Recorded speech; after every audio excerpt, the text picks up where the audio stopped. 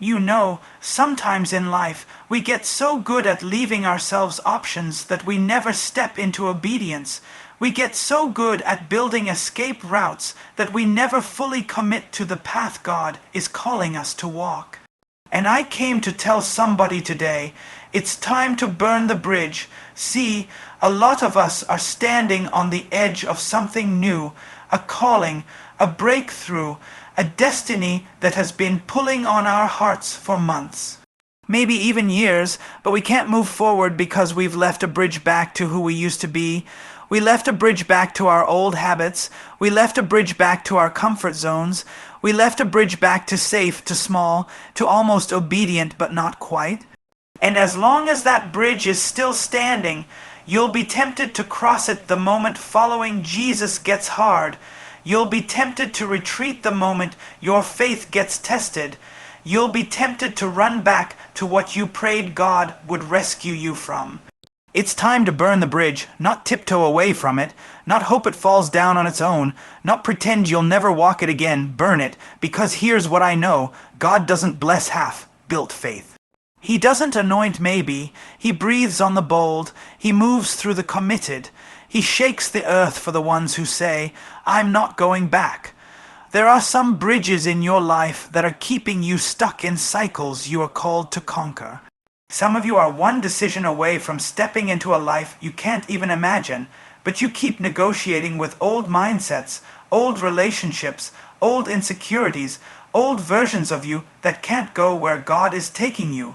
Burn it. Burn the bridge to compromise. Burn the bridge to fear. Burn the bridge to who you had to be just to survive. Because where you're going, survival isn't the goal anymore. Victory is. Freedom is. Purpose is. Listen, the Israelites didn't bring bricks from Egypt into the promised land. They didn't get to cross the Jordan and say, let's just keep a few shackles just in case. No, God didn't part the waters so they could wander back. And He didn't bring you this far so you could flirt with the life you already buried. Some of you need to make a decision today. No more rehearsing my failures. No more resuscitating dead dreams. No more returning to places God rescued me from. I'm not building a backup plan. I'm not giving myself an exit strategy. I'm not making room for doubt to negotiate my destiny. I'm burning the bridge, and I'm stepping into everything God said is mine. Let it burn. Leaving bridges intact keeps you stuck in old cycles. It sounds simple, but it's the reality so many people live in without realizing it. The bridge represents the connection back to the old version of yourself, the habits you said you'd leave behind, the mindsets you know are toxic, the situations that kept you small when you were created to stand tall. You built that bridge because it felt safe. You kept that bridge because it felt smart. Just in case, you told yourself, just in case this faith thing gets too hard, just in case trusting God feels too risky, just in case stepping into purpose costs more than you thought you could pay. But that bridge is the very thing that's been keeping you trapped. You think you're moving forward, but you're still tethered to where you started. Every time God calls you into something greater, you take a few steps forward, but then you hear the voice of fear calling you back across that bridge. Every time you feel bold enough to dream, to build, to believe, the bridge whispers reminders of everything that ever went wrong before. And without even realizing it, you start walking backwards, not because you aren't called, not because you aren't capable, but because you left yourself away to return to who you used to be. Leaving the bridge intact means you are still negotiating with your past. You are still making deals with doubt. You are still entertaining the voice that says, at least it's familiar. Familiar doesn't mean faithful. Familiar doesn't mean fruitful. Familiar will keep you locked in cycles you prayed to be delivered from. Familiar will keep you recycling the same frustration year after year, wondering why your life isn't moving forward. Familiar will have you clinging to a history God already declared over. Cycles are sneaky. They don't show up waving red flags, announcing that you're about to go in circles. Cycles disguise themselves as comfort. They dress up like wisdom. They masquerade as caution when really they're cowardice dressed in logic. They say, be careful, don't risk too much, don't believe too big, don't trust too hard. And the bridge stays standing because it gives you the illusion of safety. But the truth is, the bridge isn't protecting you, it's paralyzing you. Leaving the bridge intact gives you a false sense of control. It feels like you're making a wise move because you've still got options. It feels like you're being smart because you can always turn back if the new thing gets too hard. But real faith isn't about keeping options open. Real faith is about shutting doors that lead to destruction and saying, I'm not going back, even if it's uncomfortable to go forward. Real faith is about stepping out onto the water without checking if there's a lifeboat tied to the dock. Real faith is burning the bridge while you're still close enough to run back across it, because you trust that what's ahead of you is greater than what's behind you. Cycles don't break just because you want them to. They break when you stop giving yourself the option to repeat them. As long as there's a bridge, there's a way to relapse, a way to return, a way to retreat, and the enemy will use that bridge every time he can. Every time you get tired, every time you feel weak, every time the path ahead doesn't look how you imagined, he'll whisper, you can always go back. It wasn't that bad, was it? And because the bridge is still there, the temptation becomes tangible. What you keep accessible stays attractive. We love to talk about moving into new seasons, stepping into new levels, walking into our calling. But if you're still maintaining a bridge back to what you asked God to deliver you from, you're not truly ready for the next level. You're still negotiating terms with your old life, and God doesn't call us to negotiate with what we've been called to leave. He calls us to walk away without apologies, without second guessing, without maps back to bondage. Think about how many times the children of Israel wanted to go back to Egypt, not because Egypt was good, not because Egypt was holy, but because Egypt was familiar. Slavery was their normal, and normal, even when it's miserable, can feel safer than the unknown.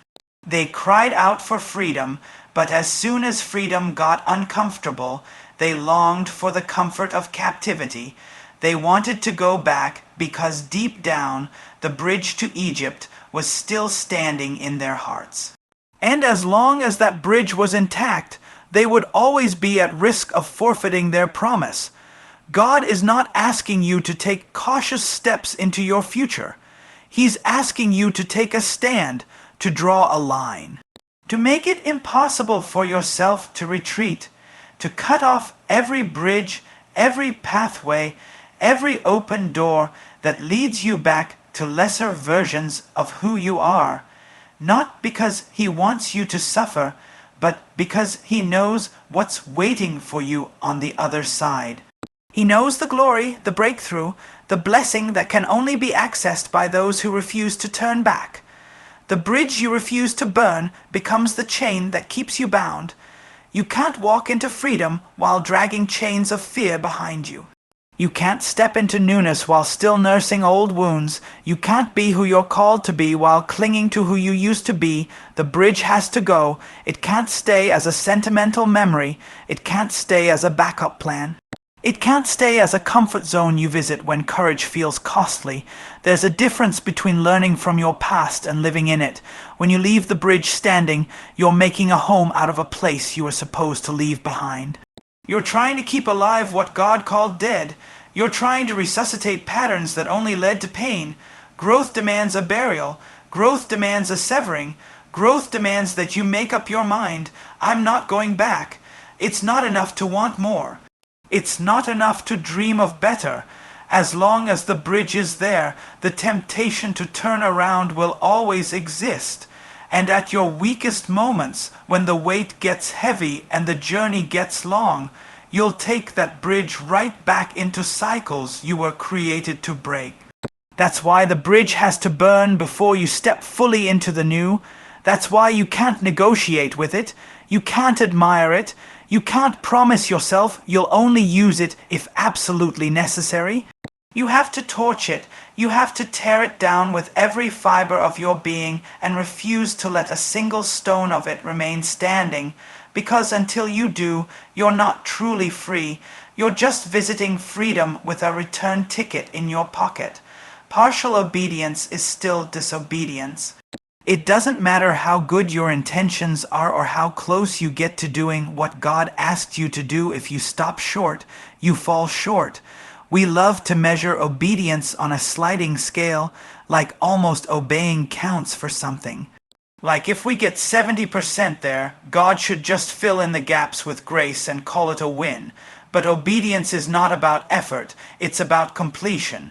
Obedience is not about how close you get to the line, it's about crossing it with a heart fully surrendered. Almost building the ark wouldn't have saved Noah from the flood. Almost marching around Jericho wouldn't have brought the walls down. Almost leaving Egypt wouldn't have led the Israelites to the promised land. Partial obedience is still disobedience. We trick ourselves into thinking God should grade us on a curve because life is hard and following instructions is inconvenient. But delayed obedience is disobedience. Selective obedience is disobedience. Conditional obedience is disobedience. God is not asking for your opinion on His command. He's not consulting your comfort level before He calls you. He's not adjusting His assignment based on how much you agree with it.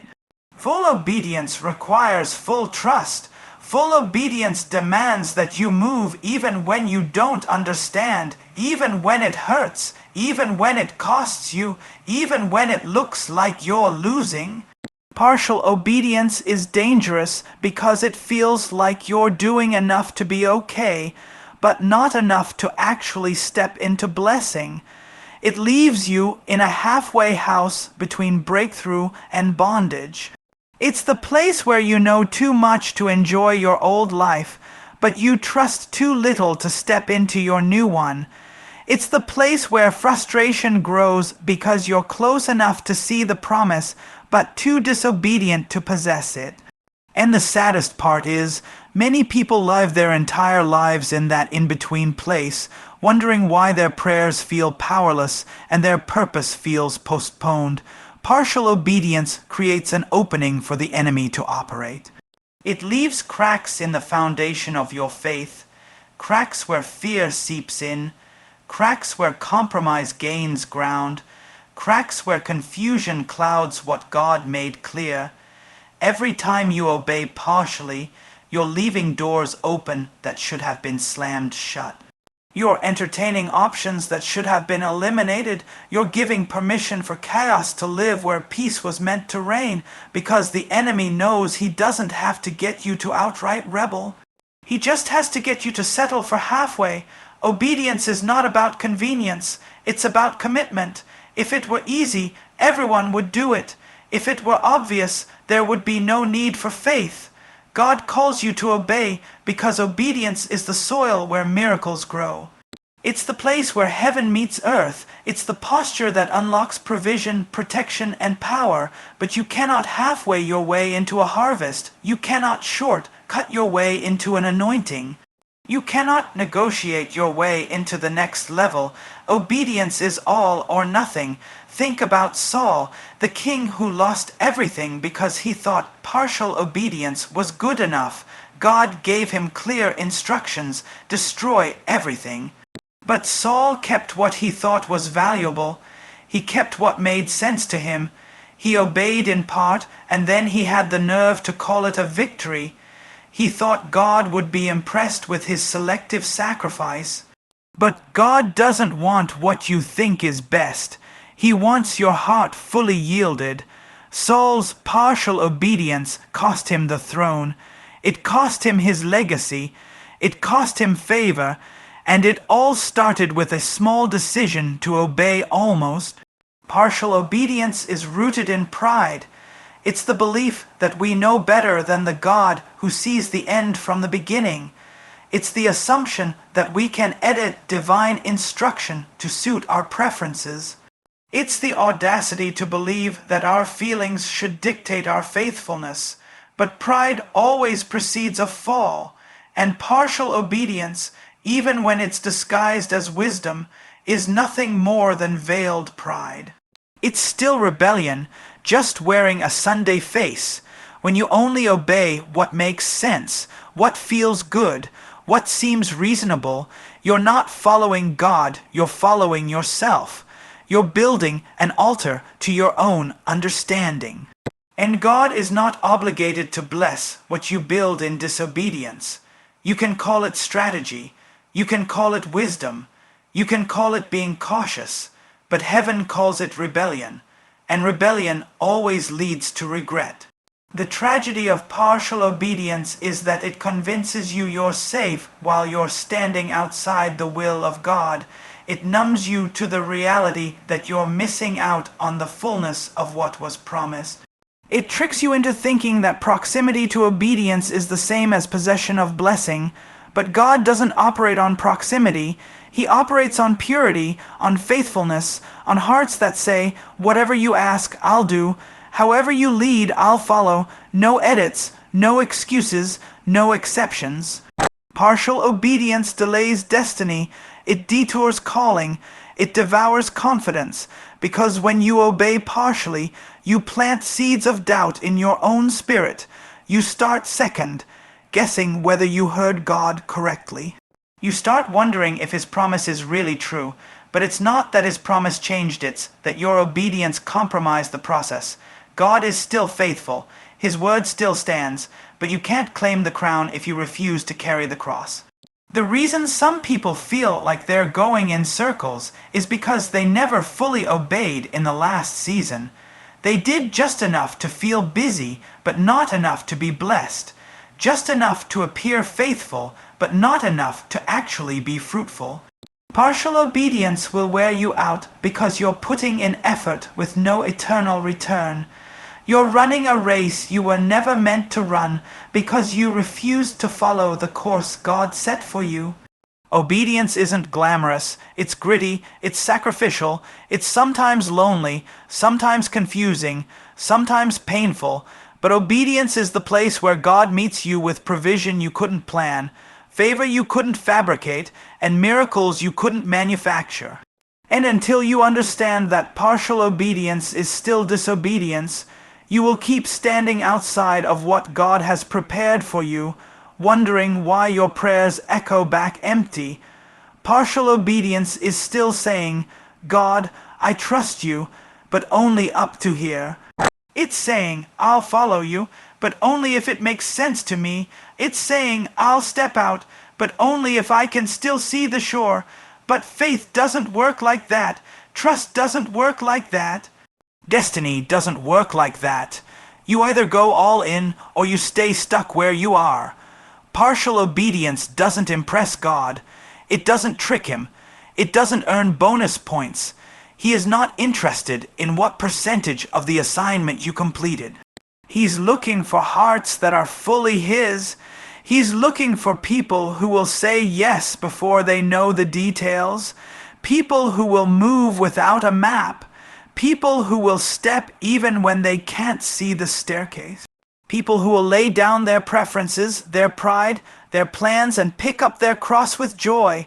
Every time you choose partial obedience, you postpone the promise. Every time you edit what God told you to do, you step out of alignment with His anointing.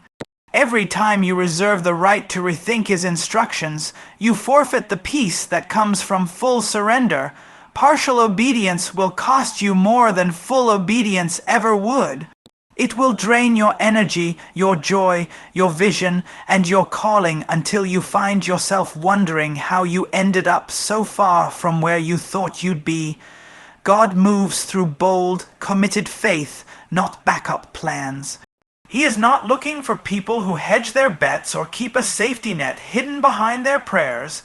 He is not searching for those who say, I trust you, but just in case. Faith doesn't work with fine print. It doesn't move mountains when there's a fallback written in small letters at the bottom of your heart. God responds to those who go all in, not those who step out with one foot still planted in doubt. Bold, committed faith is what makes the supernatural natural. It's what turns impossible into inevitable. It's what pulls promises out of the invisible and places them into reality. When you make backup plans, you are quietly declaring that you don't believe God will come through. You are preparing for disappointment before you even give faith a chance to work. A backup plan is a monument to your fear. It's a safety valve for your unbelief. It's the proof that you think you'll need a way out when the way God is leading you starts to feel too hard. But true faith doesn't ask for exit strategies. True faith says, even if it costs me everything, even if it doesn't look like I imagined, even if I have to wait longer than I planned, I'm not turning around. God moves when you burn the boats, when you burn the bridges, when you burn the excuses and decide there's no life for you apart from His promises. Throughout Scripture, every significant move of God came when someone put everything on the line. Abraham didn't have a backup plan when he left his father's house. Moses didn't have a backup plan when he stood before Pharaoh. David didn't have a backup plan when he ran toward Goliath. Esther didn't have a backup plan when she approached the king's throne. They all understood something we often forget.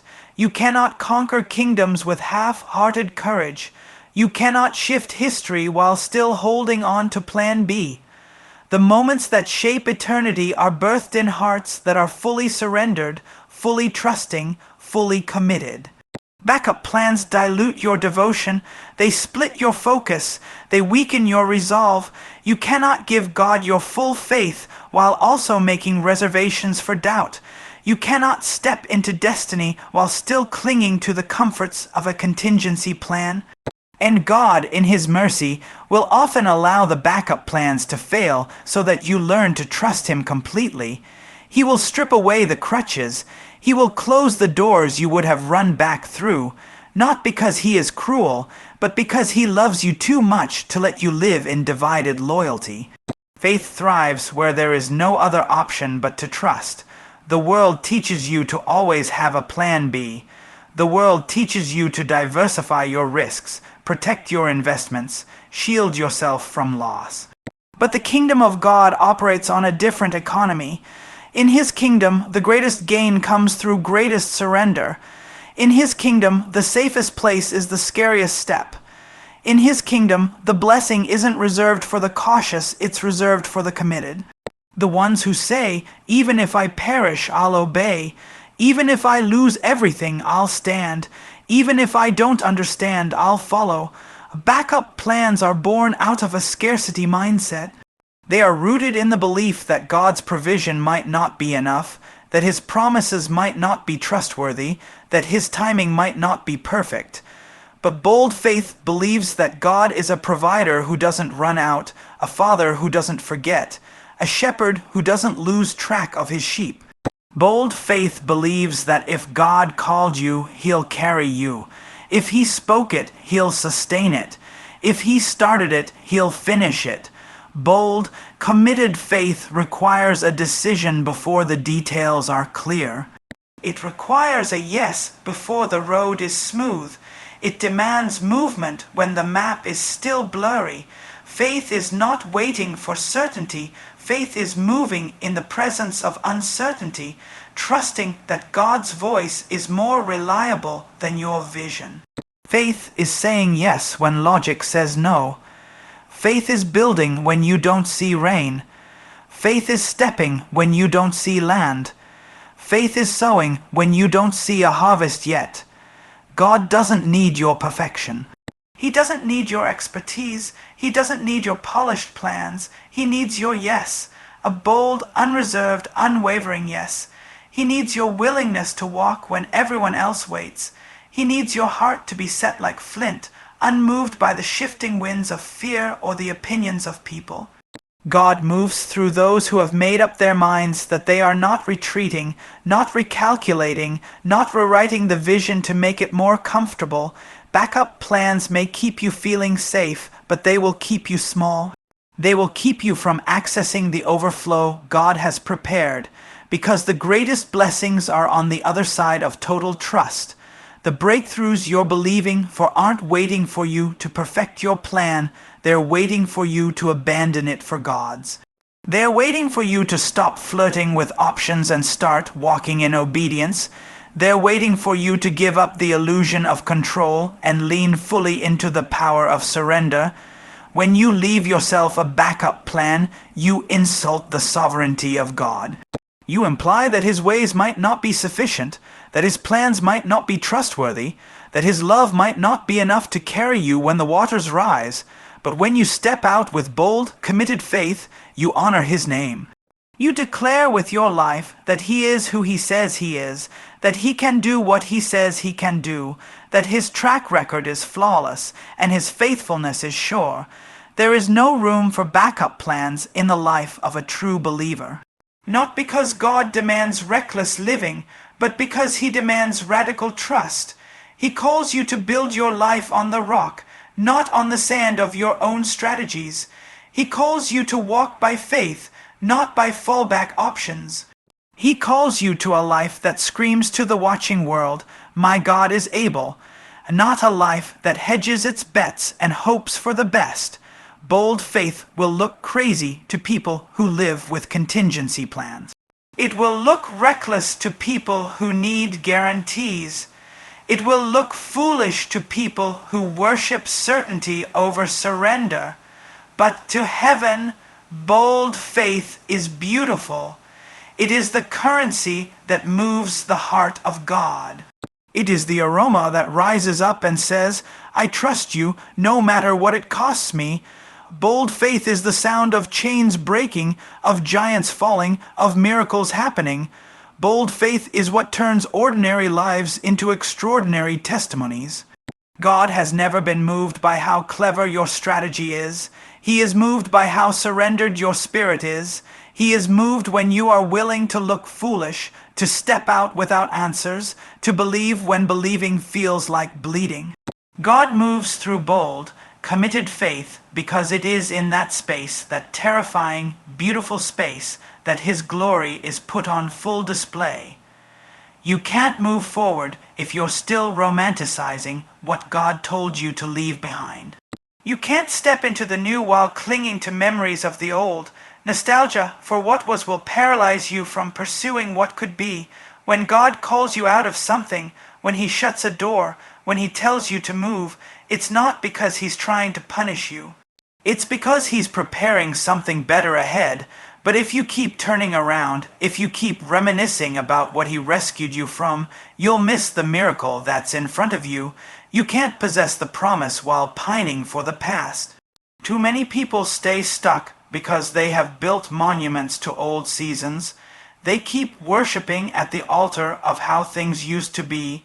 They replay the glory days in their minds and refuse to believe that God's best work is still ahead. They keep asking God to bless what He already told them to bury, but you can't build a future while holding funerals for your past. You can't step into the promised land if your heart is still camping out in Egypt. God called you out for a reason. He closed that chapter because there's a new one to be written. Romanticizing the past is dangerous because you only remember the highlights. You forget the bondage. You forget the frustration. You forget the tears. You forget the prayers you prayed begging God to deliver you. When the Israelites left Egypt, it didn't take long for them to start complaining and saying they wanted to go back. They said at least in Egypt they had food. They were willing to trade freedom for familiarity. They forgot that they were slaves. They forgot the chains, the whips, the cruelty. That's what happens when you romanticize what God rescued you from. You remember the comfort but forget the captivity. Faith requires forward motion. It requires letting go of what was to lay hold of what is. It demands that you trust God's future more than your own memories. It demands that you believe His plan is better than your past. If you keep looking back, you will eventually go back. If you keep replaying the old stories, you will eventually start living in them again. The enemy would love nothing more than to trap you in nostalgia, because he knows as long as you're looking backward, you're not moving forward. As long as you're longing for what you lost, you'll never reach for what's ahead. You have to be willing to grieve what was without glorifying it. You have to be willing to thank God for the blessings of the past without turning them into idols. Gratitude remembers with humility. Nostalgia remembers with longing.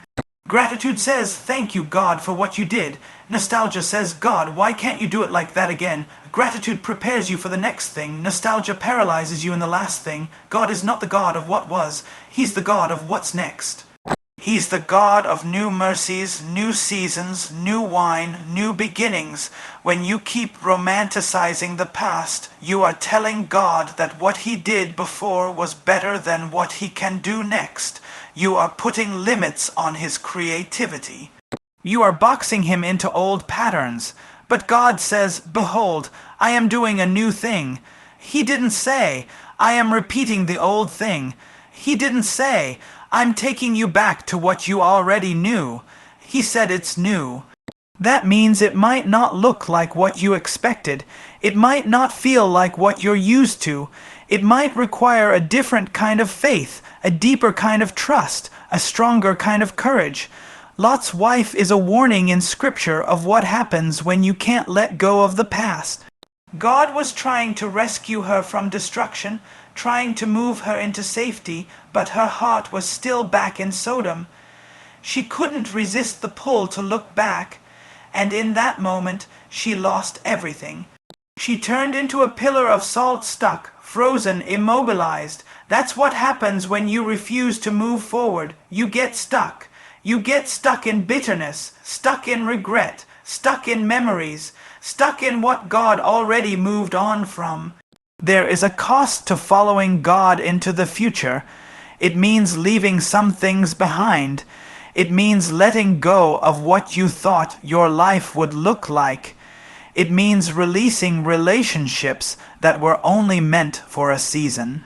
It means surrendering the need to understand why some doors had to close. You cannot carry yesterday's baggage into tomorrow's blessing. You cannot wear the old armor into the new battle. You have to travel light if you want to move fast. You have to be willing to say, "That was good, but I'm not going back. That was meaningful, but I'm moving forward. That was beautiful, but I trust that what's ahead is even better." God is always calling us higher, deeper, further. But every promotion in the Spirit requires separation. Every new level requires leaving something behind. Abraham had to leave his country. Joseph had to leave his family. Ruth had to leave her homeland. Peter had to leave his nets. Paul had to leave his reputation. Over and over again, Scripture shows that the price of stepping into purpose is a willingness to leave the familiar. If you want what God has next, you have to stop idolizing what God has already done. The past is a place to learn from, not a place to live in. It's a place to visit with gratitude, not a place to pitch your tent. You can honor your history without being hindered by it. You can celebrate where you came from without letting it chain you. But you have to keep moving. You have to keep trusting. You have to believe that the best days are not behind you, they are ahead of you. You have to silence the voice that says, "It will never be that good again," and listen to the voice of the Spirit saying, "You haven't seen anything yet." When you romanticize the past, you start settling for old manna when God has fresh bread. You start clinging to old wells that have dried up when God has living water. You start dressing in old armor that no longer fits when God has tailor-made gear for the new battles you're about to face. You can't afford to get stuck in what was. You can't afford to keep chasing shadows when God is offering substance. You can't afford to keep longing for Egypt when Canaan is within reach. There's a reason God led the Israelites by a cloud and a fire. They had to keep moving. They couldn't stay where the cloud had lifted. They couldn't stay where the fire had moved on from. The blessing was in the movement.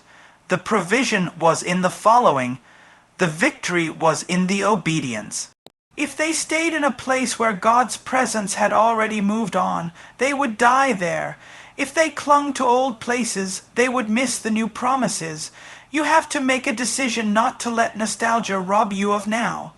You have to choose to remember but not return, to honor but not idolize, to celebrate but not camp out. God is doing a new thing, but you'll never see it if your eyes are fixed on yesterday. You'll never step into it if your heart is still anchored to the past. You'll never taste it if your spirit is still grieving what was instead of anticipating what's next. Comfort zones are where dreams go to die. Comfort zones are where callings get buried under layers of fear and excuses. Comfort zones are where passion fades into passivity, where boldness gets replaced by busyness, and where the fire of purpose gets smothered by the blanket of routine. Nothing great is ever birthed in a comfort zone. Nothing miraculous ever happens where everything feels safe, predictable, and easy. If you want to see God move in your life, you have to be willing to step out of what's comfortable and into what's unknown. You have to be willing to let go of the familiar in order to lay hold of the future. God never called anyone to stay where they were. He called Abraham to leave his home and go to a land he had never seen. He called Moses out of the wilderness to confront Pharaoh. He called Peter out of the boat to walk on water. Every time God calls, it's a call out of comfort, out of safety, out of control. Comfort zones are attractive because they are predictable. You know what to expect. You know how to navigate. But God's best work happens when you have no choice but to trust Him because you're walking on water with no backup plan. If you stay in your comfort zone, you might stay safe, but you'll never know what you were truly created to do. You'll never discover the depth of your potential. You'll never experience the kind of faith that moves mountains because mountains don't move for the cautious, they move for the courageous. God didn't wire you for small living. He didn't design you for predictable paths. He placed greatness inside of you, and greatness never grows in greenhouses of safety. It grows in the wild fields of risk, in the open spaces of trust, in the unpredictable winds of obedience. Every comfort zone has a ceiling. It might feel good for a while, but eventually you start bumping into limitations. You start sensing that there's more but feeling stuck in the "this is enough" mentality. You feel the tension between where you are and where you could be. That tension is holy. That tension is God stirring your spirit. That tension is the whisper of destiny reminding you that you weren't made to settle. You weren't made to plateau. You were made to press on, to stretch, to expand, to step into new dimensions of grace, faith, and impact. The enemy loves to lull believers into comfort because he knows comfortable Christians are ineffective Christians. When you get too comfortable, you stop contending, you stop believing for big things, you stop praying bold prayers, you stop dreaming God-sized dreams, you start managing your life instead of surrendering it. You start building fences around what you have instead of advancing into what's next. But you were not called to manage a museum, you were called to move a mission. You were not saved to sit, you were saved to be sent. Sent into the unknown, sent into the uncomfortable, sent into the impossible. Fear will always try to keep you locked in your comfort zone. Fear will always point to the risks, the losses, the what-ifs. Fear will exaggerate the dangers and minimize the rewards. Fear will tell you that you're not ready, that you're not qualified, that you're not strong enough. But faith says, if God called me, He will carry me. Faith says, if He is for me, who can be against me? Faith says, even if I feel afraid, I will step out anyway. Courage is not the absence of fear, it's the decision that fear won't have the final word. God will often disrupt your comfort to deliver you into your calling. He will allow the nest to get uncomfortable so that you learn how to fly. He will shake what you thought was stable so that you build your life on Him alone. He will let the places you've been hiding become places you can't stay so that you move into the places He's prepared for you. Comfort zones can feel like a blessing, but when God is calling you out, they quickly become a burden. What once felt like safety starts to feel like suffocation because the spirit inside you was never meant to be caged. You have to be willing to look foolish. You have to be willing to feel awkward. You have to be willing to step out before you have it all figured out. If you wait until you feel ready, you'll never move. If you wait until the conditions are perfect, you'll miss your moment. Faith moves when it's messy. Faith obeys when it's inconvenient. Faith acts when logic says it's not the right time. The right time is when God says move. The right time is when the cloud lifts. The right time is when the whisper of the Spirit says now. The miracles you're praying for are waiting outside your comfort zone. The breakthroughs you're believing for are waiting on the other side of your bold obedience. The lives you're called to impact, the doors you're called to open, the dreams you're called to build, they are all waiting for your yes. Not a hesitant yes, not a halfway yes, a full, throttle, all-in, no-turning back kind of yes.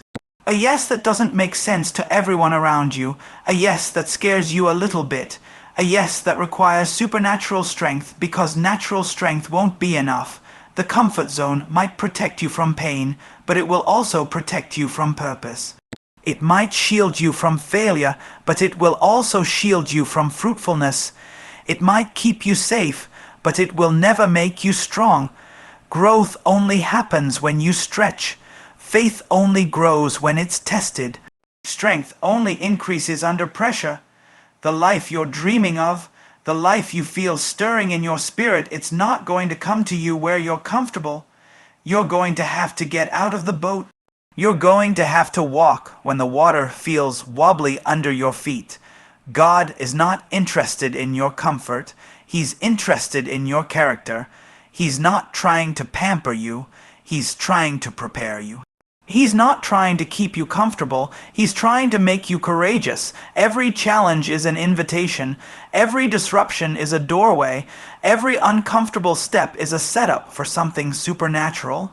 When you step out of your comfort zone, you step into God's zone, the zone where miracles happen, where chains break, where walls fall, where destinies are unlocked.